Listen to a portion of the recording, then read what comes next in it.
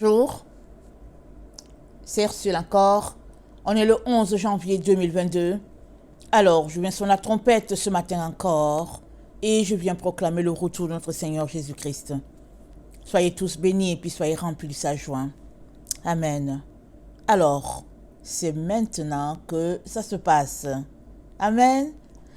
Il y a beaucoup d'enfants de Dieu, plusieurs enfants de Dieu, qui attendent de voir la suite des choses avant de décider. On ne sait pas décider de quoi. On ne sait pas.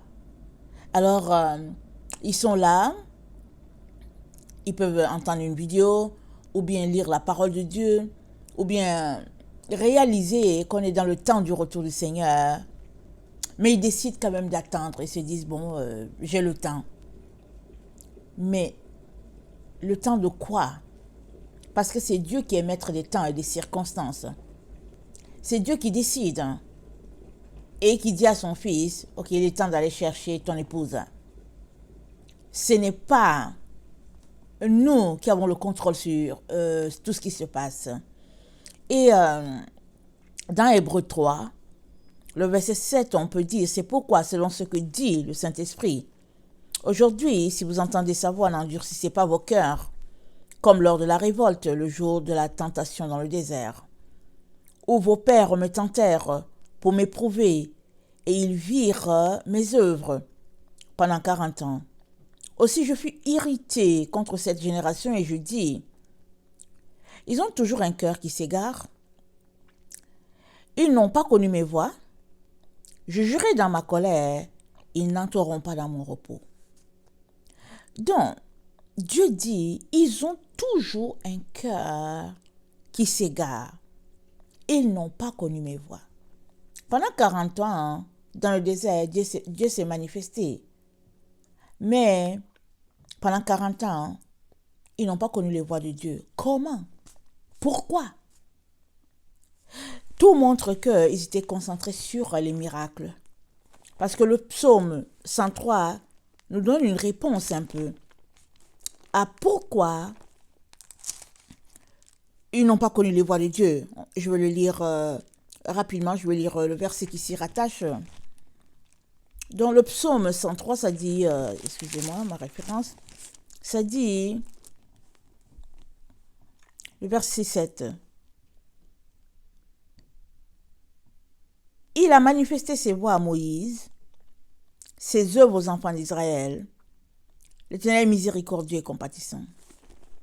Il a manifesté ses voies à Moïse et ses œuvres aux enfants d'Israël. Est-ce que c'est parce que Dieu ne voulait pas leur montrer ses voies? Pardon, non. Parce que Moïse était comme le leader qui montrait la voie de Dieu au peuple. Et rappelons-nous, c'est le même peuple qui a demandé à Moïse de se mettre un voile. Parce qu'il ne voulait pas voir la gloire de Dieu sur le visage de Moïse. Alors, connaître les voies de Dieu, c'est quelque chose de volontaire et c'est quelque chose aussi d'individuel. Alors, nous savons tous que Moïse, il a eu des erreurs dans sa vie, n'est-ce pas? Tout comme David. Moïse a tué un Égyptien. C'est pas ça qu'il voulait. Alors, il a été emporté par l'émotion et dans la bagarre, alors il a tué un Égyptien. Il a fui pour se retrouver, comment on appelle ça? Le pays où il s'est retrouvé, c'est la Libye aujourd'hui. Et il a aussi passé 40 ans. Donc, pendant 40 ans, loin de l'Égypte où il a grandi, le Seigneur a eu le temps de faire son œuvre dans son cœur. Peut-être qu'il a passé son temps à se repentir. On ne sait pas quelle était la relation de Moïse. Mais toujours est-il que, alors qu'il gardait les troupeaux de son beau-père, c'est là que le buisson brûlait sans brûler, au fait. Il y avait le feu qui était là, mais le buisson ne se consumait pas. Et quand Moïse s'est approché, Dieu lui a dit, n'approche pas. Enlève tes chaussures. Le lieu est saint. Et c'est comme ça que Dieu s'est manifesté à Moïse. Mais avant qu'il se manifeste à Moïse, pendant 40 ans, Moïse devait avoir quand même du remords, en train de dire, en train de prier le Dieu de ses pères, parce que n'oublions pas, il a grandi il a grandi au palais, il a grandi dans la chefferie, avec la fille de Pharaon comme sa mère. Et il a connu les voies de Dieu. Donc les voies de Dieu ne sont pas réservées à une catégorie de personnes. Si tu veux connaître les voies de Dieu, tu peux les connaître. Mais si tu ne veux pas aussi, alors, bon voilà, tu auras les conséquences. Tu verras par toi-même que les voies de Dieu, tu ne les connais pas. Hein? Si bien que tu te retrouveras à avoir un cœur qui s'égare toujours. Parce que les cœurs qui s'égarent sont les cœurs qui ne connaissent pas les voies de Dieu. Ce n'est pas possible de connaître la voie de Dieu et de s'en détourner. Ce n'est tout simplement pas possible. Amen. Alors, le verset 11, Dieu dit, je jurai dans ma colère, ils n'entreront pas dans mon repos. Prenez garde, frères, que quelques-uns de vous n'aient un cœur mauvais et incrédule au point de se détourner du Dieu vivant. Donc, quand tu te détournes du Dieu vivant, la Bible dit que tu as un cœur mauvais, incrédule. Ton cœur est mauvais. Alors, l'apôtre Paul, les gens disent que Hébreu, c'est pas l'apôtre Paul, mais c'est l'apôtre Paul. Amen, Dieu merci. J'ai pu tomber sur les documents. Au fait, il paraît qu'on ne connaît pas l'auteur parce que Paul l'a écrit en hébreu et Luc l'a traduit. Attendez, Paul l'a écrit. Voilà, Paul l'a écrit en hébreu, Luc l'a traduit en grec. Ou bien Paul l'a écrit en grec et puis l'autre l'a traduit en hébreu. Si bien que la signature Paul ou quelque chose, c'était évident que ça vient de Paul et puis les gens voulaient cet épître-là, ils le voulaient à tout prix, alors celui qui l'a traduit n'a pas jugé bon de mettre le nom de Paul. Amen. Évidemment, quand on lit ça, ça ressemble à tous les autres, ça ressemble aux autres épîtres de Paul, et même dedans, il est mentionné Timothée. Alors, il paraît que c'est Paul qui l'a écrit, béni soit le Seigneur. Alors, Paul dit, prenez garde que quelques-uns n'aient un cœur mauvais, incrédule, au point de se détourner du Dieu vivant. Il dit, mais exhortez-vous les uns les autres pour aussi longtemps qu'on peut dire aujourd'hui, afin qu'aucun de vous ne s'endurcisse par la séduction du péché. Le péché nous endurcit. Le péché nous rend rebelles. Ça nous rend froid. Ça nous rend comme une brique face à Dieu. Et donc, plus on reste, on traîne avec des péchés, plus on va trouver que, bon, ça fait partie de la vie, plus on va se mettre à justifier en disant qu'après tout, je suis un humain, et puis finalement, l'endurcissement s'installe en nous, si bien que ce sera difficile de changer la voie, de la voie du mal à la voie du bien. Et il nous demande, notre cher frère Paul, de prendre garde. Prendre garde, ça veut dire quoi? Ça veut dire de faire attention. Ça veut dire de faire nos efforts, de s'impliquer, de travailler à ce que cela ne puisse pas arriver. Une situation qui fait qu'on tombe dans la séduction du péché, Paul nous dit de travailler à ce que ça ne puisse pas arriver. Alors, donc, c'est maintenant que ça se passe, mais plusieurs enfants de Dieu attendent autre chose. Ils attendent que les choses puissent se définir autrement, quelle est la suite, et puis bon, ils essayent de voir. Si la vérité t'est présentée aujourd'hui, pourquoi attendre demain? Pourquoi attendre de voir vraiment s'il faut que tu t'embarques à 100% avec Jésus? Pourquoi attendre? Parce que la seule raison qui peut expliquer que tu ne saches pas quoi faire, hein, c'est que tu es dans la confusion. Et toute personne qui est dans la confusion va prier. Elle cherche la volonté de Dieu. Elle veut savoir qu'est-ce que Dieu pense. Alors, il y a un témoignage.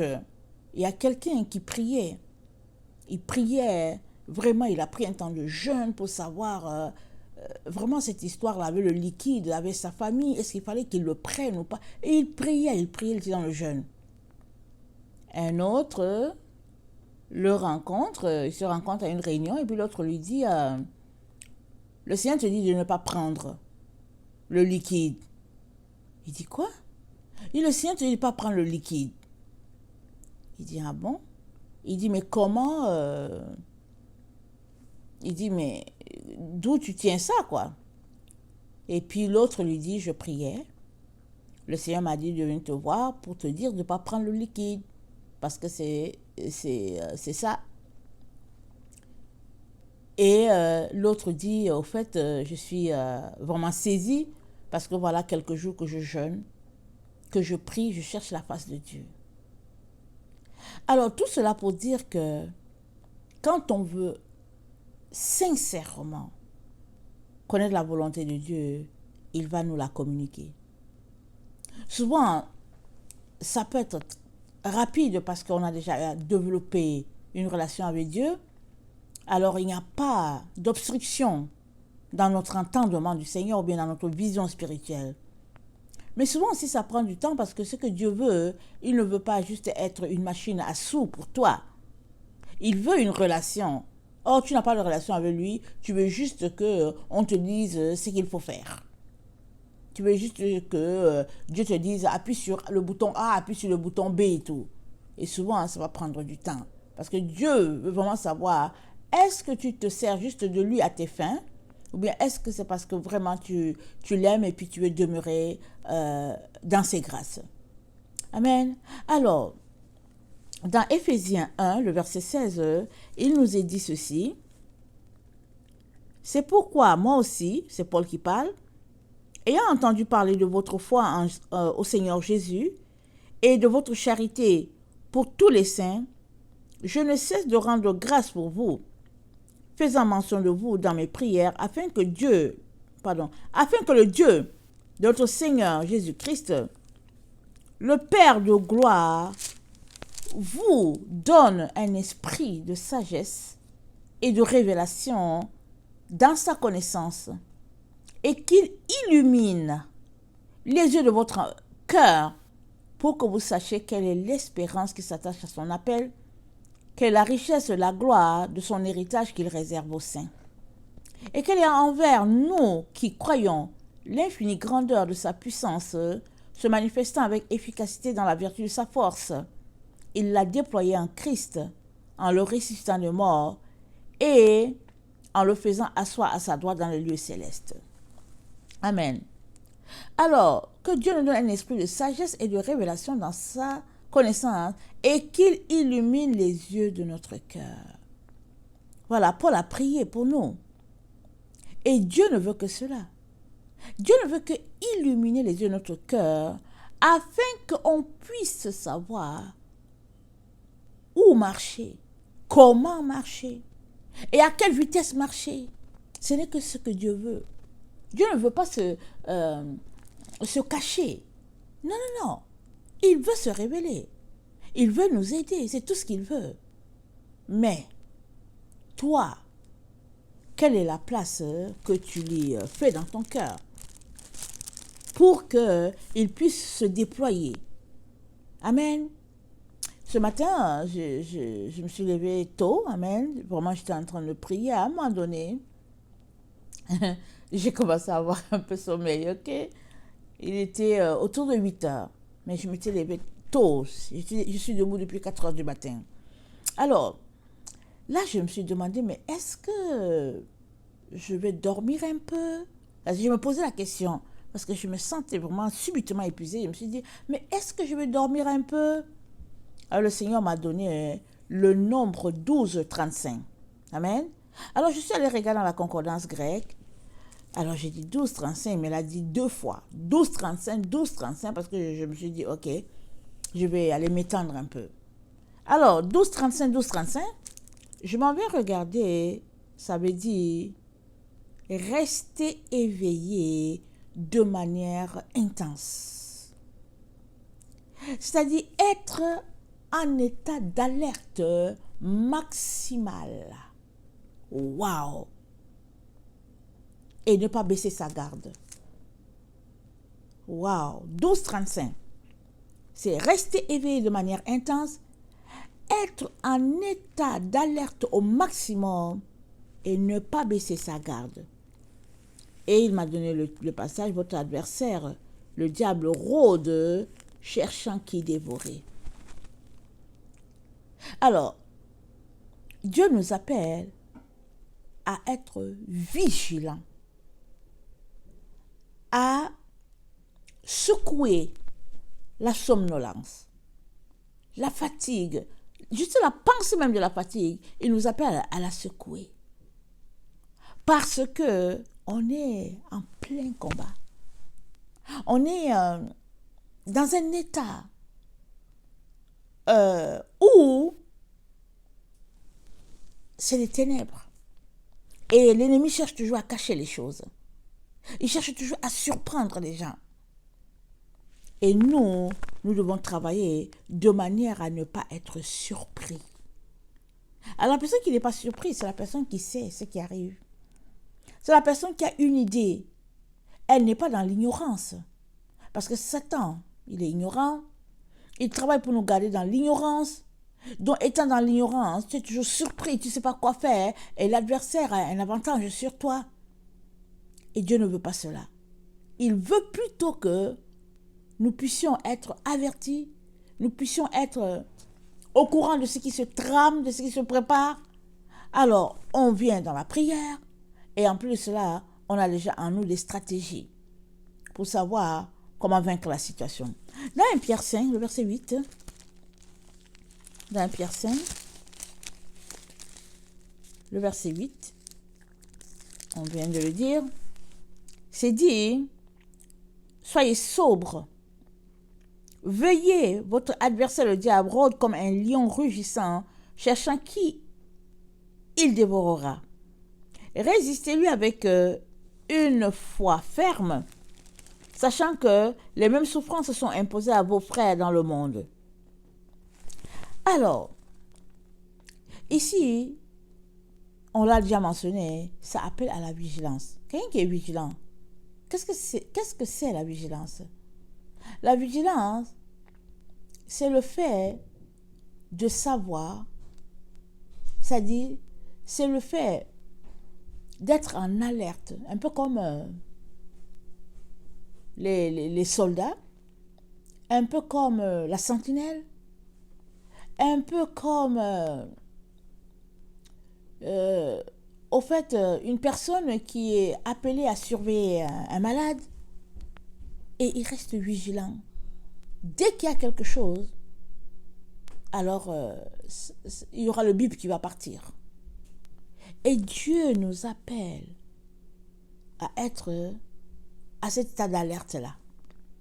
Alors, entre vous et moi, si quelqu'un est debout, par exemple, depuis 4 heures, et qu'il est 8 heures, il s'est dit, bon, si je dors 30 minutes, entre vous et moi, on peut dire, ok, c'est normal. Surtout que la journée est longue. Mais non, Dieu ne voit pas ça comme ça. Dieu me demande plutôt d'être en alerte maximale parce que l'ennemi rôde. Et bon, peut-être qu'il ne veut pas que ça devienne une habitude, ça, moi je ne sais pas. Hein. Mais tout ce que je sais, c'est que c'est cette fatigue que j'ai ressentie et la réponse que j'ai reçue, le 12,35, qui dit de rester éveillé et d'être dans un état d'alerte maximale. Alors, dans Proverbe 8, on connaît bien le verset parce que c'est Sagesse qui parle d'elle. En étant des personnes éveillées, ou bien en étant des personnes qui ont besoin d'être éveillées, ça veut dire qu'on a besoin de marcher avec la sagesse. Parce que la sagesse Amen. C'est la chose qui nous rend alerte. Parce que c'est ce qui nous connecte à la vérité. Dans Sagesse 8, Proverbe 8, le verset 12, c'est dit, moi la sagesse, j'ai pour demeure le discernement et je possède la science de la réflexion. La crainte de l'Éternel, c'est la haine du mal. L'arrogance et l'orgueil, la voie du mal. Et la bouche perverse, voilà ce que je hais. Amen. Donc, pour être de ces personnes vigilantes là, qui sont dans un état vigilant là, amen, il est très important qu'on puisse marcher avec la sagesse divine comme amie. Parce que elle va nous donner, et le discernement, elle va nous donner d'être alerte. Parce que dans un discernement, tu es là, tu te dis, bon, c'est qui cette personne? Et puis bon, moi je ne la connais pas. Et si plutôt c'était une personne dangereuse, et puis tu te prépares déjà dans ta tête, déjà tu fais déjà un chemin, et puis Dieu peut te donner une parole, rapidement. Mais si tu es confiant complètement, en disant, oh non, mais voilà, c'est mon frère, c'est ma soeur et tout, tu ne sais pas si vraiment la personne vient en mission contre toi. Alors, la vigilance implique la dépendance totale vis-à-vis du Saint-Esprit, à 100%. Ce n'est pas la dépendance vis-à-vis de la personne qui vient vers toi, mais c'est la dépendance vis-à-vis du Saint-Esprit. C'est le Saint-Esprit qui va t'aider à traverser cette situation. C'est le Saint-Esprit qui va sonner la trompette, qui va te donner d'être alerte, etc. Et dans tout cela, c'est mentionné que la crainte de l'Éternel, c'est la haine du mal. C'est-à-dire que si tu crains l'Éternel, tu es en train de poser les bases de la haine du mal. Parce que la personne qui marche dans l'arrogance et l'orgueil, elle a emprunté la voie du mal. Et la Bible nous conseille de ne pas emprunter cette voie-là. Ça veut dire que nous sommes appelés à sortir de l'orgueil, de l'arrogance. Nous sommes appelés à laisser les paroles déplacées. Nous sommes appelés vraiment à laisser ces trois éléments-là, l'arrogance, l'orgueil, la bouche perverse, parce que ce sont des choses qui pointent sur le chemin du mal. Et toi et moi, là où nous sommes dans le temps, là où nous sommes là, en 2022, là, on ne peut pas faire comme si on ne sait pas qu'on est dans la fin. On ne peut pas. Soit on joue la comédie, soit on a choisi de ne pas se laisser troubler par les préparatifs, soit on est tout simplement rebelle et puis c'est tout, et puis on veut rien, et puis on est ennemi de Dieu. Mais pour quiconque veut faire la volonté de Dieu, amen, il est important que tu saches que c'est maintenant que la séparation est en train de se faire. Et souvent avec Dieu, c'est simple. Il te présente une situation, tu choisis la situation parce que tu as choisi la vérité. Alors, tu viens de choisir de faire route avec lui. Il te présente la situation, tu choisis la situation du mal, alors tu viens de t'engager de faire la route avec le diable. Et tu viens de décider. Et la seule manière pour que tu sois encore dans la course, c'est que tu sois revenu pour demander pardon. C'est-à-dire que tu sois revenu te repentir. Sinon, mais voilà, tu as déjà décidé. Tu as déjà choisi la direction de ta vie. Voilà où nous sommes. Voilà comment les choses sont pointilleuses dans le temps dans lequel nous sommes. Et on ne peut pas prétendre ignorer cela. Alors je viens nous encourager vraiment à tout faire pour demeurer connecté à notre Seigneur Jésus-Christ. De rester proche dans cette relation d'intimité-là, dans cette relation de dépendance-là, priant sans cesse, parce que notre adversaire rôde, comme on vient de le lire. Alors que nous prions sans cesse, alors que nous cherchons la face de Dieu, il est important qu'on prie aussi pour ceux-là qui sont autour de nous, parce que les choses sont en train de se passer maintenant. C'est-à-dire la séparation est en train de se faire. Amen. Que le Seigneur bénisse sa parole. Je vous aime beaucoup et Dieu davantage. Maranatha, Jésus revient. Amen et Amen. Soyez bénis.